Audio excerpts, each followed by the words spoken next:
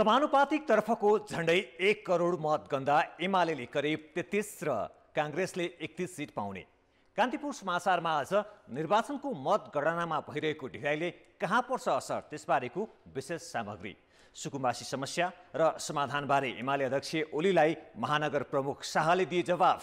सबै स्थानीय तहमा 2 वर्षमा आधारभूत अस्पताल बनाउने निर्णय अझै कार्यान्वयन भएन।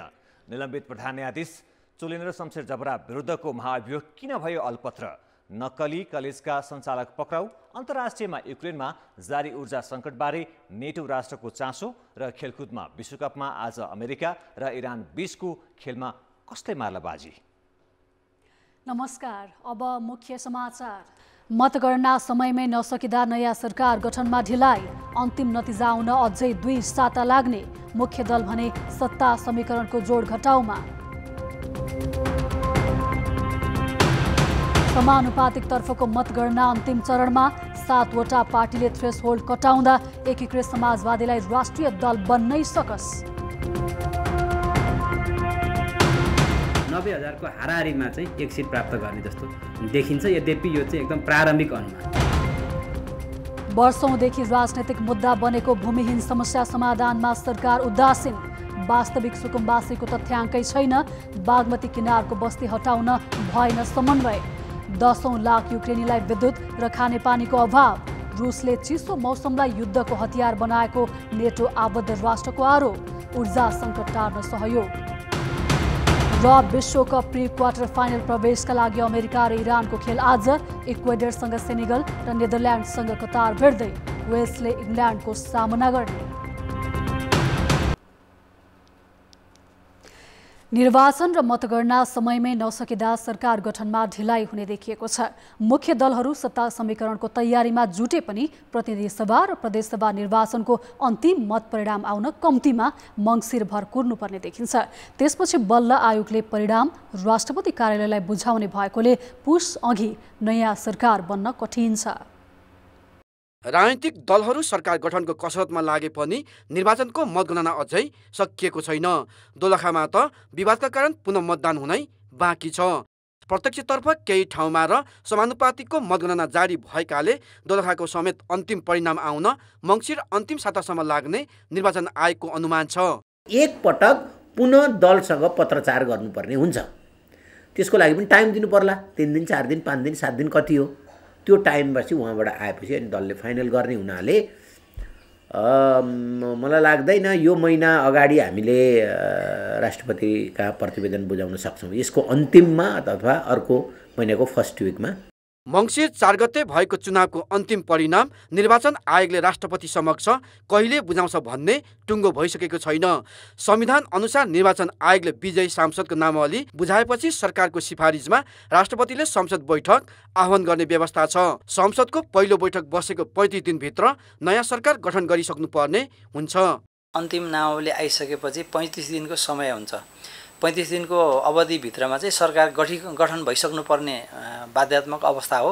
अब त्यसका विभिन्न विकल्पहरू छन्। अब संविधानको धारामा भएका विभिन्न उपधाराहरूको जुन विकल्पमा पहिलो धाराले बहुमतको सरकार बनाउने बहुमत प्राप्त पार्टीले गर्ने भन्ने छ, त्यो सम्भव नभएपछि दोस्रोमा उपधारामा जाने हो। दोस्रो भएन भने तेस्रो गर्दै विगतमा चाहिँ यो अदालतको नजिर पनि छ। संसदमा विकल्प रहेसम्म चाहिँ सरकारको खोजी गर्ने भन्ने छ। अब तिनै विकल्पहरूमा चाहिँ निरन्तर प्रयासहरू जारी रहन्छन्। चुनावका बेला आयोगले मतदान सकिएको 1 साताभित्रै सम्पूर्ण मतगणना भइसक्ने र 12 गतेसम्म समानुपातिकको समेत मत परिणाम सार्वजनिक गर्ने भनेको थियो। तर त्यस अनुसार काम भएन। विवादले रोकिएको दोलखामा त चुनाव नै भएको छैन। बाजुरामा मतगणना सुरु नै भएको छैन। स्याङ्जा 2 मा पनि गणना रोकिएको छ। त्यहाँ फेरि चुनाव भए प्रक्रिया झन लम्बिनेछ। 15 गते दोलखाको निर्वाचन छ हैन। अब अहिलेसम्मको स्थिति हेर्दा सबैलाई 6-7 दिन गणनाको लागि लागेको देखिन्छ। जति नै स्पिडअप गरे पनि 5 दिन जति लाग्ने देखिन्छ। अब 5 दिन उहाँलाई लाग्यो भने अब स्याङ्जा र बाजुराको निर्णय हुनै बाँकी छ। दलहरूले सङ्घ र सातै प्रदेशमा सम्भावित समीकरण थालेका छन्। संसद सचिवालयले सांसदको स्वागत र नयाँ दललाई कार्यालयको तयारी गरिरहेको छ। तर निर्वाचन परिणामबारे अन्यल कायमै रहँदा सरकार गठनमा ढिलाइ हुने निश्चित देखिएको हो। त्यसमाथि कसैको बहुमत नपुग्दाको असरले सरकार निर्माण प्रक्रिया थप लम्बिन सक्छ। कान्तिपुर समाचारका लागि क्यामेरामा सञ्जय लुटेल र विकास जोशीका साथ दशरथ राई, काठमाडौँ। प्रतिनिधि सभा समानुपातिकतर्फको पछिल्लो मत परिणाम अनुसार 7वटा दल थ्रेसहोल्ड कटाएर राष्ट्रिय पार्टी बन्ने देखिएको छ। एकीकृत समाजवादीले थ्रेसहोल्ड कटाउने नकटाउने अझै टुङ्गो लागिसकेको छैन। करिब 10 लाख मतगणना हुन बाँकी रहँदा नेकपा एमाले, नेपाली काङ्ग्रेस, राष्ट्रिय स्वतन्त्र पार्टी, माओवादी केन्द्र, राष्ट्रिय प्रजातन्त्र पार्टी, जनता समाजवादी पार्टी र जनमत पार्टीले थ्रेसहोल्ड अर्थात् 3% मत कटाएका छन्। एकीकृत समाजवादीले भने अझै 3% मत कटाउन सकेको छैन। समानुपातिक निर्वाचनमा भाग लिएका अन्य दलले थ्रेसहोल्ड कटाउन सकेका छैनन्। अहिलेसम्म 40वटा दलले समानुपातिकमा 12 लाख मत पाएका छन्। 3% प्राप्त नगर्नेको चाहिँ मत जुन गणना हुँदैन त्यो घटाउँदाखेरि 90,000को हाराहारीमा चाहिँ एक सिट प्राप्त गर्ने जस्तो देखिन्छ। यद्यपि यो चाहिँ एकदम प्रारम्भिक अनुमान हो। 3% मत नकटाउने दलले पाएको करिब 13 लाख मत समानुपातिक सिटमा गणना हुने छैन। आयोगका अनुसार झण्डै 95 लाख मतबाट मात्रै समानुपातिक सिट बाँडफाँड हुनेछ। उक्त मत 110 सिटमा बाँडफाँड गर्दा 86,000 मत बराबर एकजना समानुपातिक सांसद निर्वाचित हुने सम्भावना छ। अहिलेकै मतलाई आधार मान्ने हो भने अन्तिम चरणमा एमाले 33, काङ्ग्रेसले 31, माओवादीले 13 सिट पाउने देखिन्छ। त्यस्तै स्वतन्त्र पार्टी 12, राप्रपा 6, जसपा 4 र जनमत पार्टी 4 सिटमा निर्वाचित हुने देखिन्छ। एकीकृत समाजवादीले 2,80,000 मत पाएको छ। उसले थ्रेसहोल्ड कटाउने नकटाउने टुङ्गो लागिसकेको छैन। प्रत्यक्ष र समानुपातिक तर्फको अन्तिम परिणाम आउन यो महिना कुर्नुपर्ने आयोगले जनाएको छ। निर्वाचन आयोगले विगतका चुनावको तुलनामा बदरमतको संख्या घटाउने भने पनि यसपालि बदरमतको संख्या झनै बढेको छ। आयोग आफैले र स्थानीय तहले मतदाता शिक्षाको लागि विभिन्न कार्यक्रम सञ्चालन गरे। यसका लागि निकै ठुलो बजेट पनि खर्च गरियो। तर प्रतिनिधि सभा तथा प्रदेशसभा चुनावमा 5% भन्दा बढी मत बदर भएको छ। यो तथ्याङ्कले मतदाता शिक्षाका लागि गरिएको खर्च र कार्यक्रम दुवै निष्प्रभावी देखिएको छ। मङ्सिर 4 मा सम्पन्न प्रतिनिधि तथा प्रदेशसभा निर्वाचनको मतगणना अन्तिम चरणमा पुग्दा बदरमतको संख्या उच्च देखिएको छ। गत वैशाखमा सम्पन्न स्थानीय तहको निर्वाचनमा 4% भन्दा बढी मत बदर भएपछि आयोगले यसपटक आफैले र स्थानीय तह मार्फत मतदाता शिक्षा सञ्चालन गर्यो। सार्वजनिक सञ्चार माध्यम तथा सामाजिक सञ्जालबाट पनि आयोगले सन्देशमूलक सामग्री प्रकाशन तथा प्रसारण गर्यो। तर मङ्गलबार साँझसम्म झण्डै 1 करोड मत गणना हुँदा 5% को हाराहारीमा बदर भएको छ। यसपटक बदर मतलाई 1% मा झार्ने आयोगको लक्ष्य घोषणामै सीमित भएको छ। मतदाता शिक्षाका विविध मोडालिटीहरू अवलम्बन गरेका थियौँ। विगतको बदर मतको प्रवृत्तिका आधारमा पनि रणनीतिहरू बनाएका थियौँ। यद्यपि अब हामीलाई अझै पनि एक्ज्याक्ट यति नै प्रतिशत बदर भएको हो भन्ने तथ्याङ्क प्राप्त भइसकेको छैन। यो औसत निकाल्नलाई पनि अलिकति प्राविधिक काम छ। यो चाहिँ ठ्याक्कै यति प्रतिशत मत बदर भयो भन्ने अहिले हामीले तथ्याङ्क प्राप्त भइसकेको छैन। 2048 सालको आम निर्वाचनमा 72,91,084 मत खस्दा 4.4% बदर भएको थियो।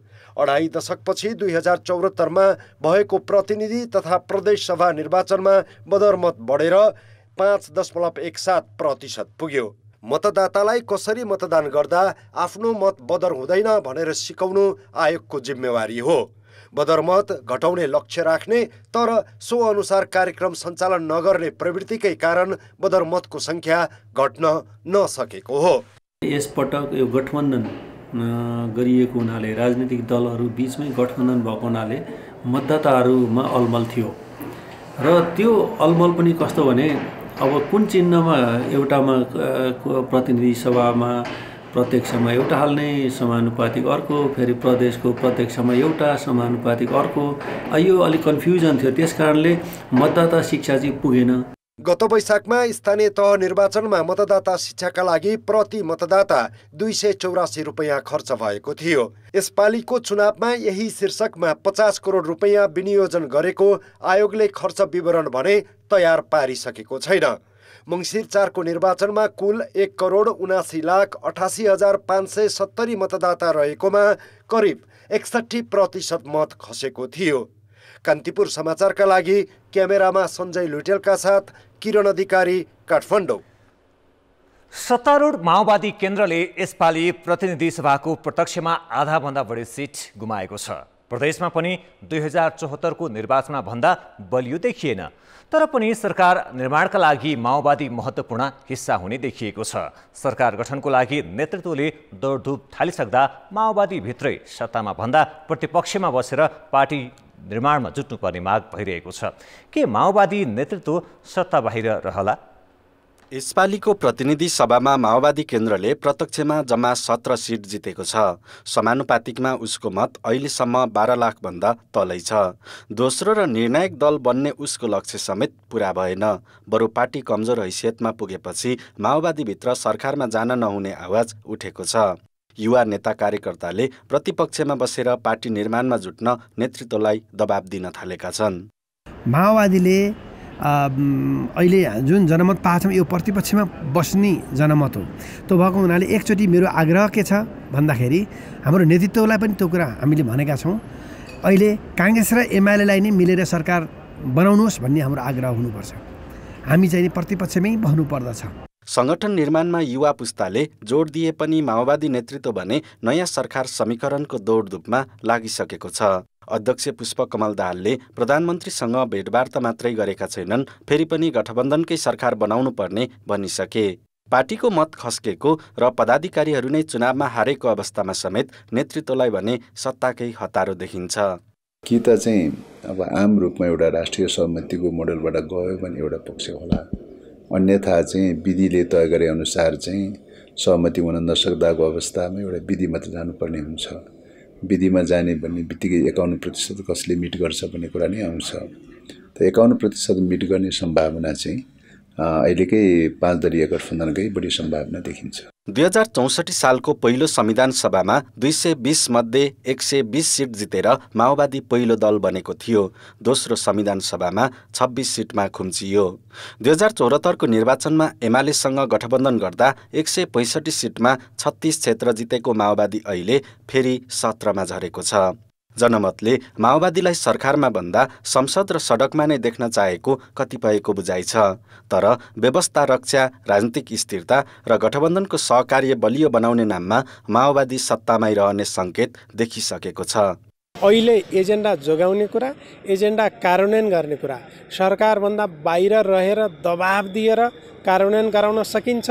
त्यो सबभन्दा उत्तम, किनभने यो म्यान्डेट, यो मत सरकार सञ्चालन गर्ने मत होइन। त्यसो भएको हुनाले सरकारभन्दा बाहिर रहनु राम्रो होइन। सरकारभन्दा बाहिर रहँदा त यो एजेन्डा पनि जोगिँदैन, एजेन्डा कार्यान्वयन गर्न पनि सम्भव छैन भन्ने लाग्यो भने अलिकति निर्णायक ढङ्गको शक्तिका साथ सरकारमा सहभागी हुने। अहिलेको चुनावी परिणाम र दलीय समीकरण हेर्दा काङ्ग्रेस र एमाले मिलेको अवस्थामा बाहेक माओवादी बिनाको सरकार बन्न कठिन छ। युवा पङ्क्तिले खबरदारी गरे पनि यो स्थितिमा माओवादी केन्द्र सत्ता बाहिर रहेर संगठन निर्माणमा जुट्ने सम्भावना देखिँदैन। कान्तिपुर समाचारका लागि सुरज खड्काको साथमा अवतार राई, काठमाडौँ। 4 दिनदेखि रोकिएको सुनसरी 4 को मतगणना आज दिउँसोबाट जारी छ। त्यहाँको पछिल्लो अपडेटबारे जानकारी दिन सहकर्मी अर्जुन सुवेदी हाम्रो प्रत्यक्ष सम्पर्कमा छन्। अर्जुनजी, 4 दिनदेखि अवरुद्ध सुनसरी 4 को मतगणना आज दिउँसोबाट मात्रै सुरु भएको छ। मतगणनाको पछिल्लो अपडेट के छ? हजुर श्रीजी, यहाँले भने जस्तो 4 दिनसम्म रोकिएको मतगणना चाहिँ 3 बजेदेखि सुरु भएको थियो र 3 बजेदेखि सुरु भएदेखि चाहिँ पछिल्लो दोस्रो चोटिको अपडेट हामीलाई प्राप्त भएको छ।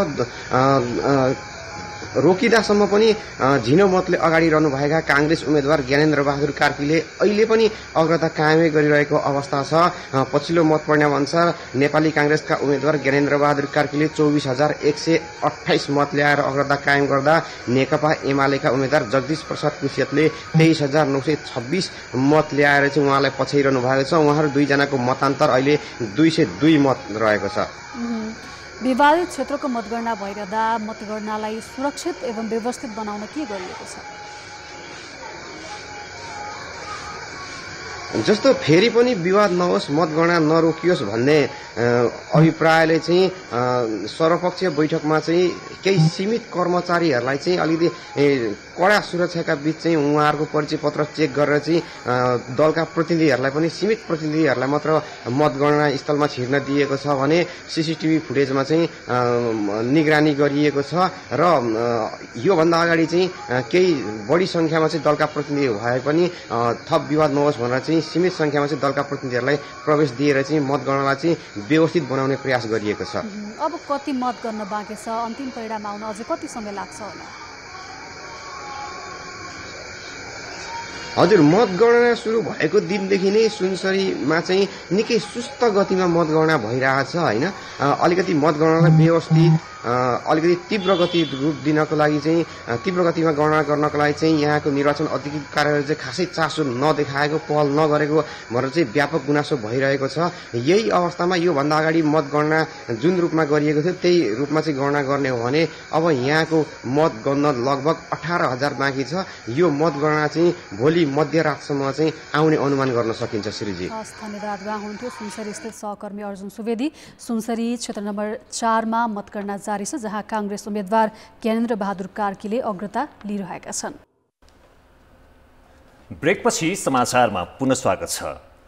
2 वर्ष अघि अर्थात् 2077 साल मङ्सिर 5 गते तामझामका साथ तत्कालीन प्रधानमन्त्री केपी शर्मा ओली नेतृत्वको सरकारले एकैपटक 396वटा स्थानीय तहमा अस्पताल शिलान्यास गर्यो।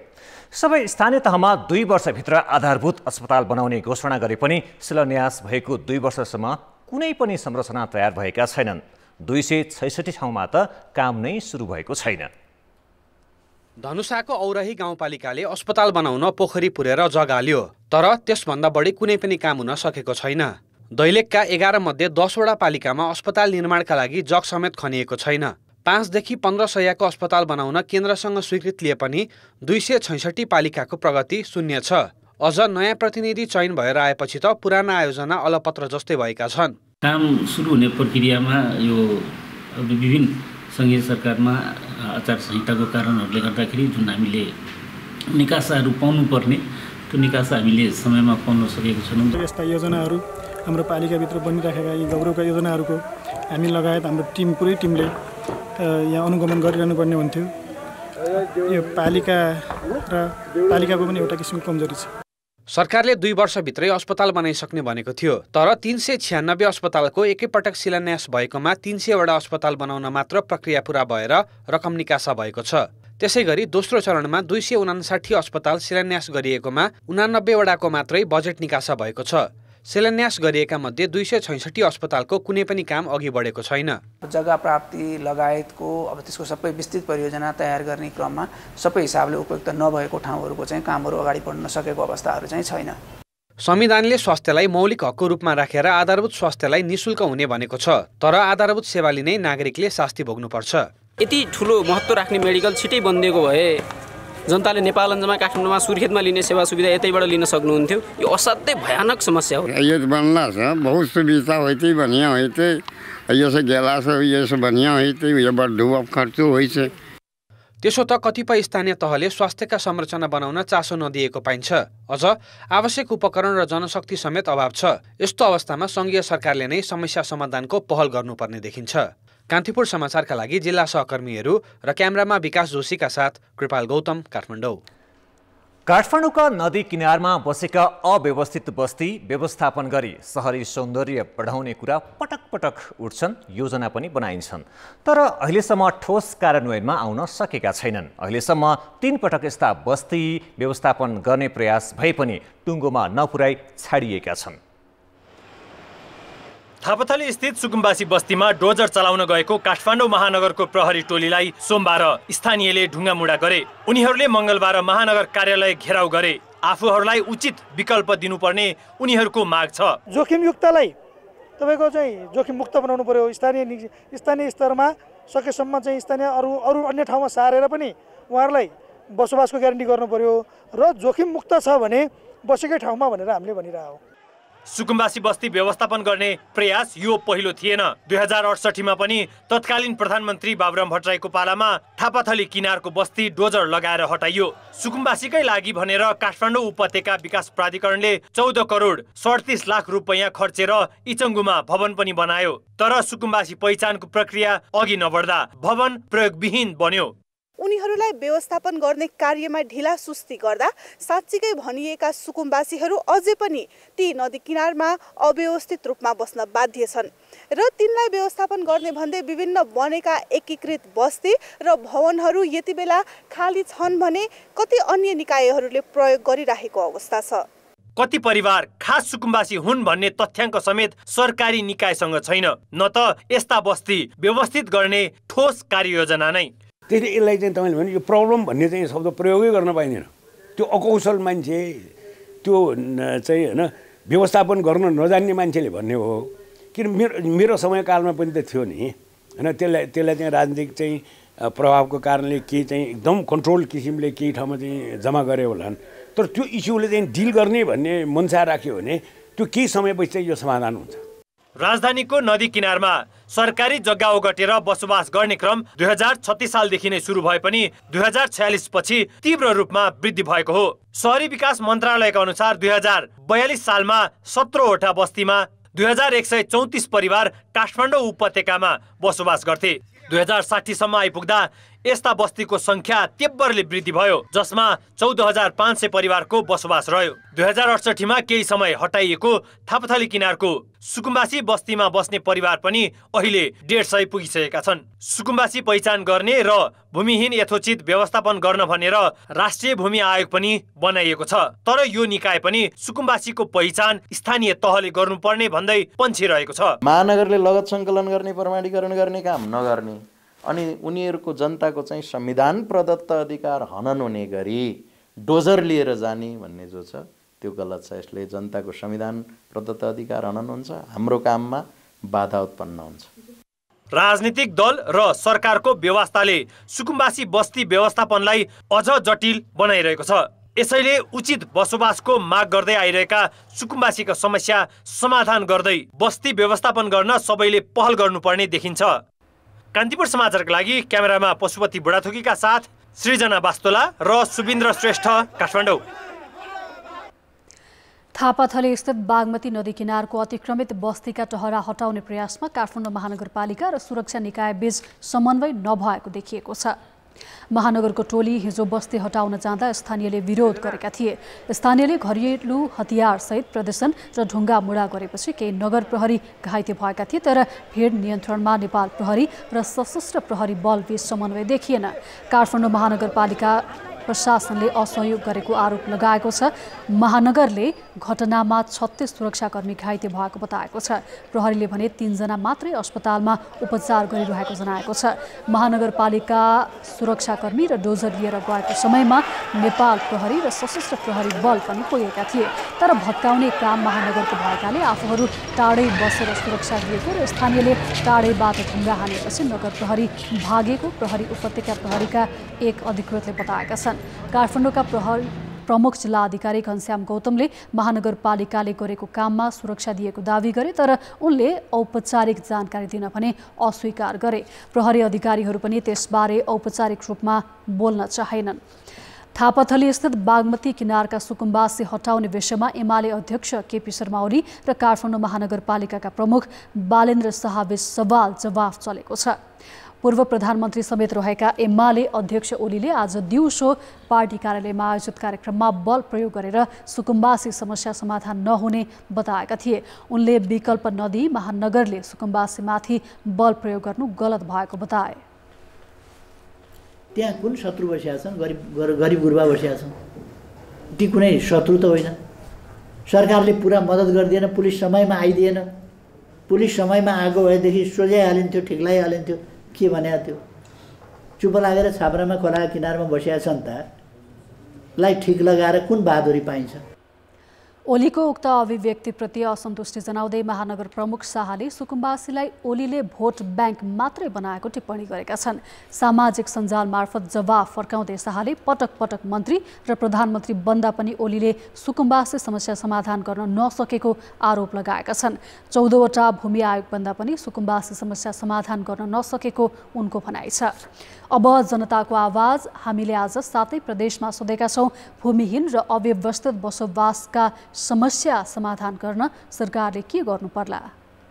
जनताको आवाज को पीडित को हैन त्यो छुट्याएर चाहिँ उहाँहरूलाई तत्काल लाल पूर्जा वितरण गरेर यस्तै सरकार हुनु पर्यो। पहिचानै नगरी त्यो सबै त्यो भिडलाई चाहिँ व्यवस्थापन गर्न सक्ने कुरा हुँदैन। हामीलाई अब जति सक्दो चाँडो लाल पूर्जाको व्यवस्था गरिदिनु भयो। लाल पूर्जा दिएदेखि आफ्नो व्यवस्थित हुन्थ्यो। घरवाससम्म दिएपछि त्यो राम्रो हुन्थ्यो। शहरी सुकुम्बासी र ग्रामीण सुकुम्बासी सरकारले पहिला त्यो छुट्याउनु पर्छ। मापदण्ड नपरेकोलाई अन्त राम्रो ठाउँमा लगेर व्यवस्थित गर्ने। सुकुम्बासीको काम पनि तत्कालै सुरु गरिदिनु पर्ने हुन्छ। जग्गा दिएर व्यवस्थित गरिदिए हुन्थ्यो। जमिनको व्यवस्थापन गरेर ती सुकुम्बासीहरूलाई कहाँ व्यवस्थापन गर्ने भन्ने कुरोलाई निर्कल गरेर मात्रै भूमिहीन र अव्यवस्थित बसोबासको त्यो छुट्याउनु पर्यो। कार्यान्वयन नहुँदाखेरि त्यो समस्या झन् चाङ्गिँदै गएको छ। छानबिन गरेर पूर्जाहरू वितरण गरिदिनु भए धेरै राम्रो हुन्थ्यो। लाल पूर्जा आओस्। यसबारे सरकारले ठोस कदम चाल्ने एकदम आवश्यक जरुरी भएको छ। सरकारले वास्तविक भूमिहीनलाई खोज्नुपर्छ। पहिचान गरेपछि उनीहरूलाई राख्ने ठाउँको व्यवस्थापन गरेर मात्रै त्यो ठाउँबाट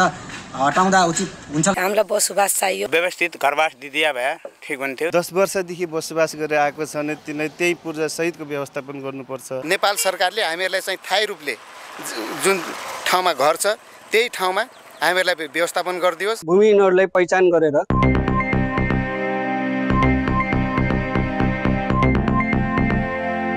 महाकाली नदीमा पुल बनाउने बाचा हरेक निर्वाचनमा उम्मेदवारहरूले गर्छन्। त्यही आशामा नागरिकले भोट दिएर नेता जिताउँछन्। तर पुल बनाउन कसैले चासो नदिँदा वर्षेनी डडेलधुरावासीले ज्यान गुमाउनु परिरहेको छ।